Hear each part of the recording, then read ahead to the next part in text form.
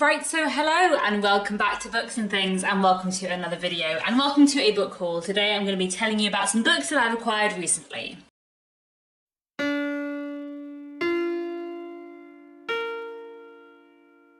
So having got my TBR down to a nice, quite small number, I then appear to have acquired a lot of books in the last couple of months. So I thought I would do a bit of a book haul and tell you about some of the things I have bought or received lately. None of these I have read yet, I think, but I am excited to get to all of them at some point relatively soon. I think this is a book haul of books that I've acquired probably since August, but I'm not including any books that I bought just for Victober, because I did talk about all of those in my Victober TBR and I read all of them but one. So I'm not going to mention them here, but I do have a rather large stack of other books to tell you about. So the first thing I was kindly sent by a publishing house is this. This is the BBC National Short Story Award, which is published by Comma Press. So this is a collection of 5 short stories, which are the shortlist, I guess, for the BBC National Short Story competition running in the UK this year. And I'm really excited to read this. I've heard of one of the authors before, Carrie Andrew, and it's got an introduction by Elizabeth Day. I really enjoy short stories, and I've actually had a really good year this year for short stories. I've read quite a lot of short stories in 2022, more short stories than I would say I usually read. So hopefully I'll get to this soon, and it's definitely one I'm looking forward to. Then I've been sent review copies of 3 very exciting new historical fiction releases, all of which are coming out in April or March next year. So first we have this. So this is the front of the proof, but this is the back of the proof, which is what the cover looks like.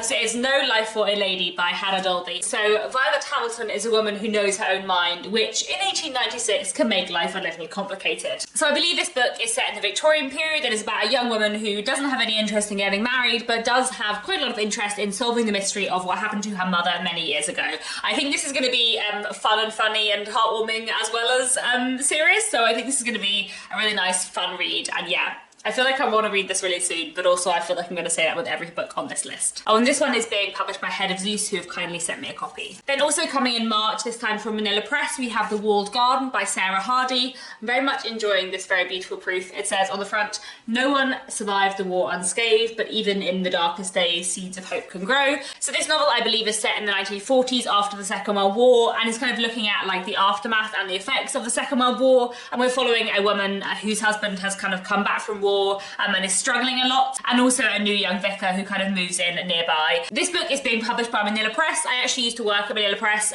quite a while ago, so I didn't work on this book, but I do know that I trust the taste of everyone at Manila Press very much, so I'm really excited for this one. And then we also have this. This is The Maiden by Kate Foster, which is being published by Mantle, and they've also sent me this review copy. And this is coming out in April 2023 and is set in 17th century Scotland. And it's about a woman who has gone within a year from being the picture of respectability to being accused of murdering her lover. I feel like this is going to be scandalous and really, really interesting, and look at history in a really interesting way. I also feel like I read a lot of things set in England in the past, but not very many things set in Scotland in the past. So I think that'll be really interesting too, and yes, I'm very excited for this one. Then I was also sent this for review. This is The Thorn by Hiromi Ito, and this is a Japanese novel, which I think was first published in Japan in 2007, and then is being published in English for the first time in December this year. And this is a story of a woman who is caring for 2 families, both her husband and daughters in California and her aging parents in Japan. And I think it's about her kind of moving back and forth between these 2 families and her torn kind of loyalties, and also just about like the pressure put on women, I guess. So this sounds like a really interesting read, and I'm always keen to read more Japanese literature, so I'm looking forward to getting to this soon. This book is being published by Stonebridge Press, who are based over in the US, and they very kindly sent me a review copy, and I'm very excited for this. Moving on to books that I have bought in the last few months, I'm going to stick with Japanese literature because I bought 3 other Japanese books recently.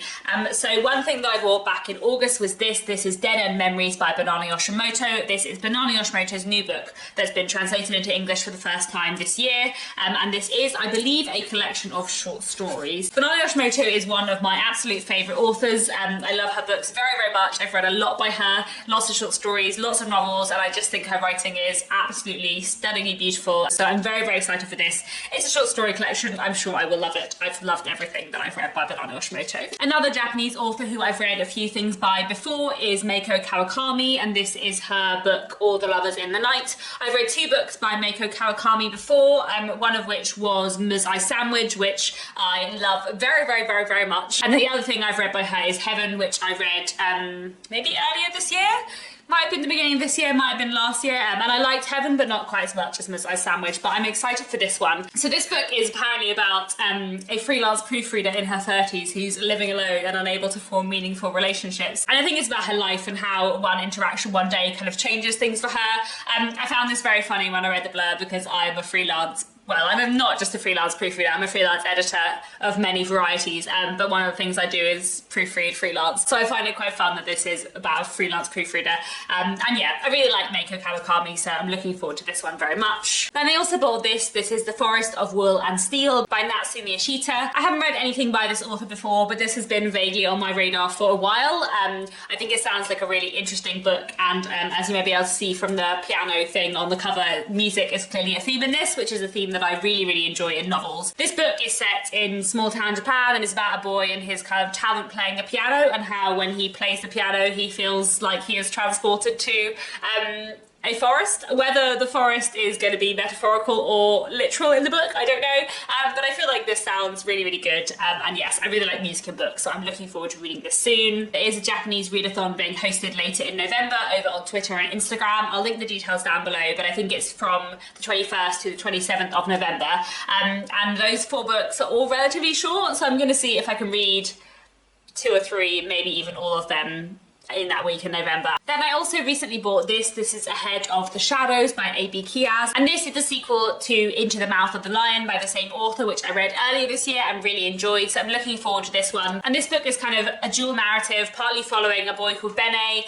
in kind of one night in Paris, and partly following his parents many years before. I really love her writing, so I know I'm really going to enjoy this one, and I can't wait to get to it at some point in the next few months. But I think the rest of this haul is all classics. I have bought a couple of different classics lately.